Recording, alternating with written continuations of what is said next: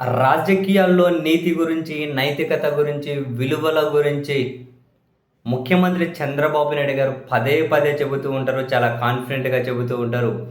ఇవేవి వైఎస్ఆర్ కాంగ్రెస్ పార్టీ వాళ్ళకి లేవని, వాళ్ళకి నీతి లేదని, నైతికత లేదని, వాళ్ళు సైకోలని, వాళ్ళది బూతు పార్టీ అని రకరకాలుగా మాట్లాడుతూ ఉంటారు. పోనీ క్షేత్రస్థాయికొస్తే వాస్తవాలు ఎలా ఉంటాయి అంటే, ప్రతిపక్ష పార్టీలు ఆందోళన చేస్తూ ఉంటే, వాళ్ళు నిరసన కార్యక్రమాలు చేపడుతూ ఉంటే, అధికార పార్టీ పోలీసులతో వెళ్ళి దాన్ని అడ్డుకోవాలి అని, గొడవలు పెట్టాలి అని, వాళ్ళేసే టెంట్లు పీకేయాలని, వాళ్ళ ఇళ్ళ మీదకు పోవాలి అని, మరి ఇది ఎక్కడ నీతి? ఇది ఎక్కడి రాజకీయం? ఇది ఎక్కడ నైతికత? ఇది ఎక్కడ సైకోయిజానికి వ్యతిరేకం? నిజంగా అర్థం కాదు. నేను అడిగిన చూసాం. తెలుగుదేశం పార్టీ ఎమ్మెల్యేనే విజయవాడలో వెళ్ళి వైసీపీ దీక్షా శిబిరాన్ని ఏ విధంగా ధ్వంసం చేశారు.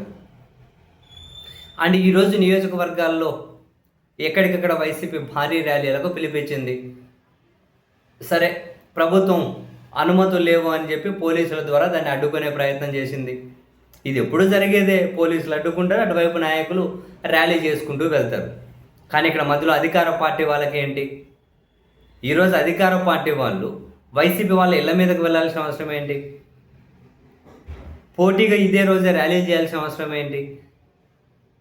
మీరు కావాలి అంటే ఇప్పుడు కర్నూలు ఆత్మగౌరవ సభ అని చెప్పి టీచర్లతో ర్యాలీ చేయించారు.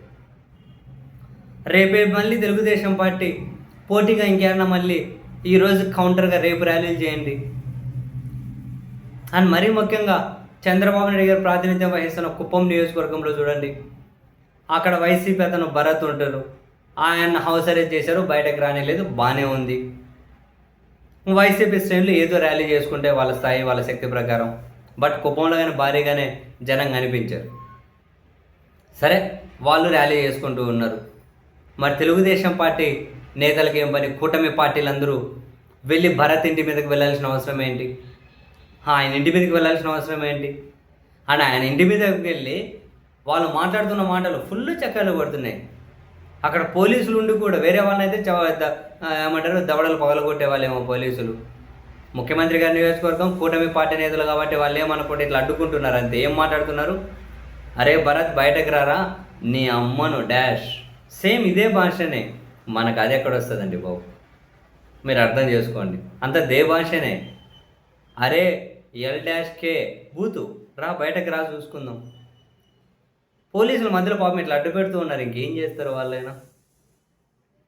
వేరే అధికార పార్టీకి వ్యతిరేకంగా వాళ్ళవైతే ఈ పార్టీకి లాఠీలకు చెప్పేవాళ్ళు, కొట్టేవాళ్ళు, అరెస్టులు చేసేవాళ్ళు, అనుచితంగా మాట్లాడారని చెప్పి అరెస్టులు చేసి జైల్లో పెట్టేవాళ్ళు, అవసరమైతే రోడ్ల మీద నడిపించేవాళ్ళు. కానీ ఇక్కడ అధికార కూటమి కదా, అధికార పార్టీ వాళ్ళు కదా మాట్లాడుతున్నది. ఎంత దారుణంగా మాట్లాడుతున్నారు. భరత్ ఇంటి దగ్గరికి వెళ్ళి భరత్ వాళ్ళ అమ్మని తిడుతున్నారా? ఎందుకు? ఆమె ఏం చేసింది పాపం? ఆమెను ఎందుకు తిడుతూ ఉన్నారు? ముఖ్యమంత్రి గారి సొంత నియోజకవర్గం. ఒక విపక్ష నేత ఇంటి మీదకి వెళ్ళాల్సిన అవసరం ఏముంది? ఒక విపక్ష పార్టీకి సంబంధించిన నేత ఇంటి మీదకు ఏమవసరం ఉంది? భరత్ వాళ్ళ అమ్మ ఏం చేసింది? ఆమెను ఎందుకు తిడుతూ ఉన్నారు? ఇదేం సంస్కారం? ఏందో మరి.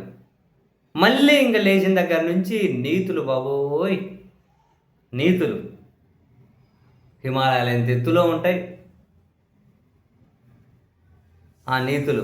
కానీ పాటించాలి కదా. ఇంత దారుణంగా ఏంటి? ముఖ్యమంత్రి గారు సొంత నియోజకవర్గంలో కూడా